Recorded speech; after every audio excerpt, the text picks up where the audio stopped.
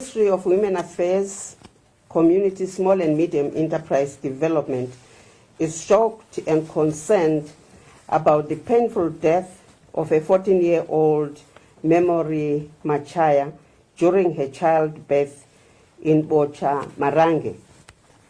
This is a clear case of gender-based violence, child sexual abuse, and violation of the rights of a girl child. A 14-year-old obviously cannot consent freely to a legitimate and lawful marriage in our country.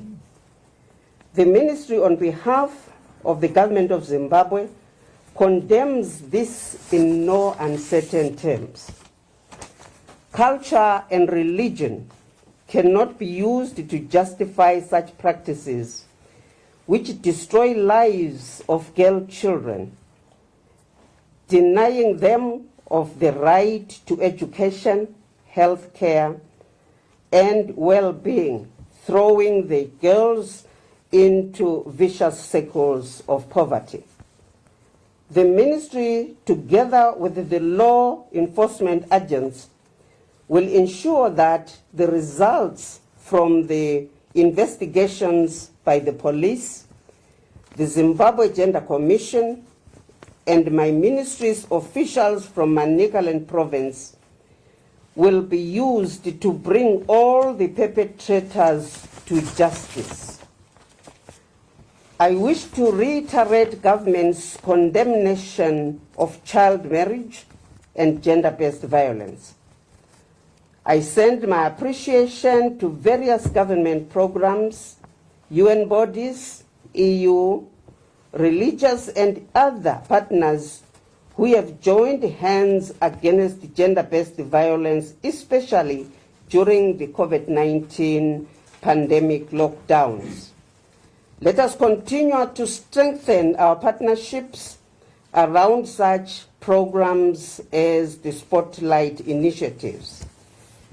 On behalf of the ministry, I wish to share our pain with Memory Machaya's family and relatives and call upon all Zimbabweans to reject and continue to condemn such practices as they are not acceptable in our country. I thank you.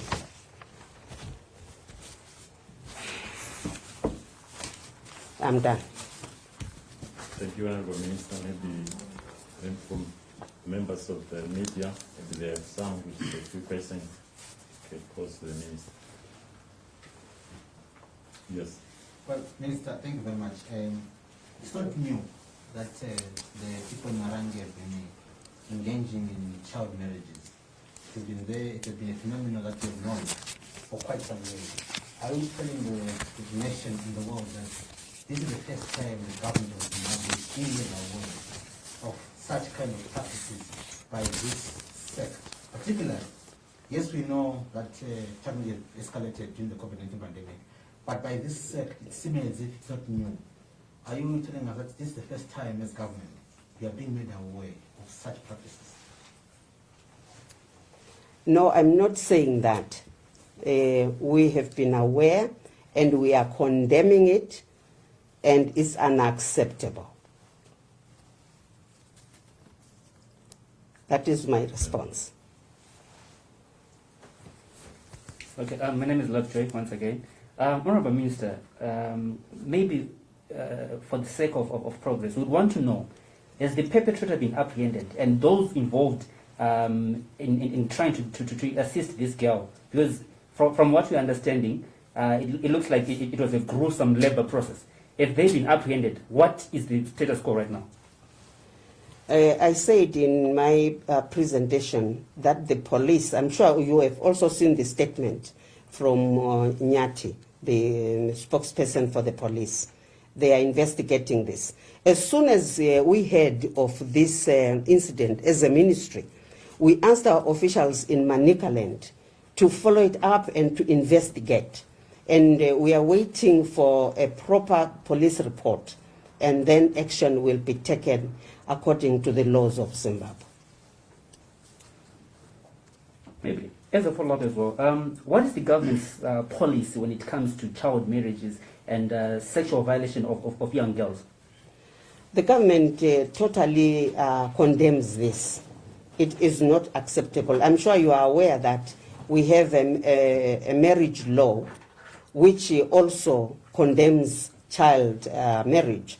And as soon as that law is through all the parliamentary procedures and is enacted into law, that law will then be able to be used against such perpetrators. But still, even without that law, our own constitution condemns such an act.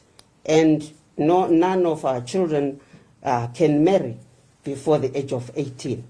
So it really is something that everybody knows from our constitution, that marrying a child below the age of 18 is against our constitution.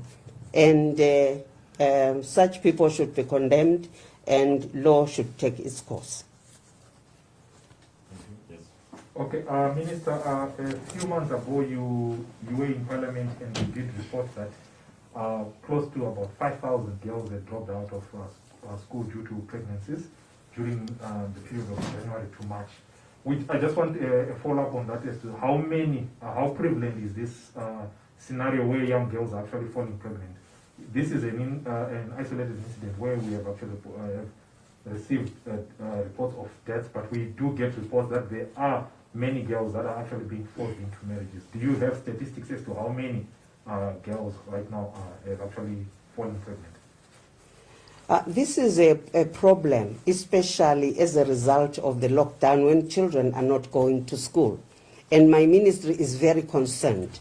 I'm sure you will be aware that we have followed up because the biggest number of girls that had fallen pregnant was in Mashonaland Central. And my ministry organized the traditional leaders there in Mbire. We went there and we had some of the girls with us, and we were very happy that the girls are fighting it out. One of the girls in that meeting gave a testimony that she did go back to school and she did try to educate herself, and now she had completed A-level with about 12 points, and the ministry and other well-wishers, we are helping her to go to university. But as a ministry and all the women of Zimbabwe, we are saying no to this practice. I think it is time that our girl children were respected. And I'm sure that girls don't just go giving themselves up to men. I think our male counterparts need also to take responsibility in taking care of the girl child, especially during this time when the children are not at school. We will take 3 more questions and then yes. Ma'am, we see that other bills, they're passing through Senate and Parliament, and they are becoming they're becoming into laws. But then this bill, it's taking a very long time for it to pass through Senate and for it to become a law. And then here we are having these cases of 9-year-olds, 11-year-olds being married off. This is not like child marriages, this is rape. Yes. And nothing is being done. I think I agree with you. The ministry is just as concerned as you are.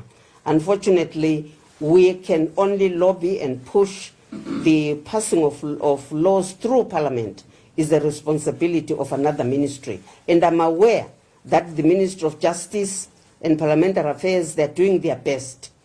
And I agree with you that child marriage, in a lot of cases, it's really tantamount to rape and abuse of children. It should not be accepted. And nobody should condone this. And we would like this law to be, fast-tracked so that at least it could be used to bring the perpetrators to book. Someone who is not forgetting you then.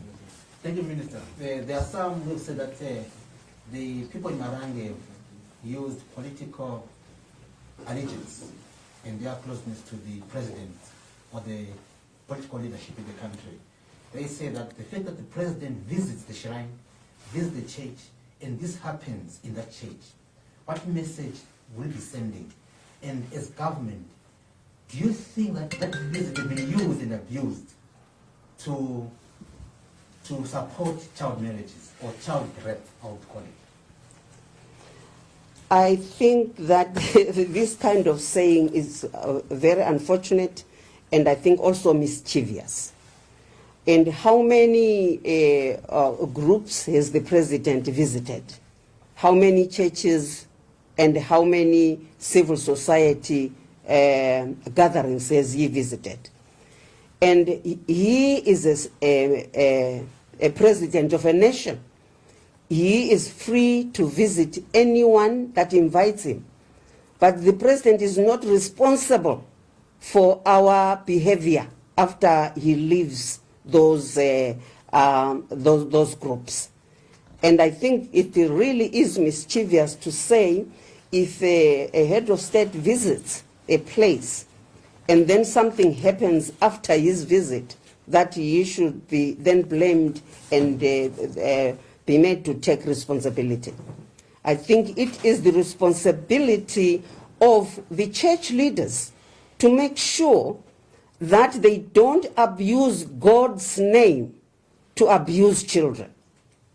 It is not the president's responsibility. It is the responsibility of those people who start churches and then they use the churches and the word of God to lure beautiful girls and then rape them and then, get them pregnant and marry them. And I think, as a Minister of Women Affairs, I would like to condemn that in no uncertain terms. It is not acceptable. Let alone use God's name to oppress and to abuse people that you should be taking care of. I think it is double mischievous. Okay, Honorable Minister, it looks like my colleague said earlier on, these are repeat offenders. We know the perpetrators. We know the sects, the apostolic sects, which continue to do this. Can the government, or does the government have the power to engage the church leaders? If so, why haven't you done so? Probably between the time that this girl died and until now. My second question would be: can the government, seeing that these apostolic sects continue to do this, can it ban or temporarily ban these churches from operating until they agree to at least conform to government policies? I think I have said it before that really this we need to condemn. And I think the process, yes, we are condemning it. It's not acceptable. The process of banning churches, I think the responsibility lies with the Ministry of Home Affairs. The Ministry of Home Affairs is investigating, and let's give them the opportunity to see what they come up with. But as a Ministry of Women Affairs, I have said it before, we are condemning this. We are behind the police. We would like them to find the perpetrators. We would like the perpetrators to be brought to book. And then, as a mother, how soon do you think this case should be rested? The police can't investigate forever. How soon do you think this case has to rest? We want it to be rested as soon as yesterday. It's taking too long and it's very painful to all the mothers, let alone to the mother of the child. Then we have the last question from you. Just very short and precise. Do you define Memo's case as a rape? Yes, I do. Because I don't see a 14-year-old giving in to sexual consent and giving in to marriage. Let it be investigated and let whoever is the perpetrator explain. It's not acceptable. A 14-year-old is a minor who should be taken care of by the church, who should be taken care of by adults, not to be abused by adults. What has happened to our African culture, where someone's child is also your child? Would that man who made Memory pregnant accept his own daughter being made pregnant by an old man, or being married by an old man in such circumstances? I think it's not acceptable. It is rape. Yes, it is rape. It is sexual abuse.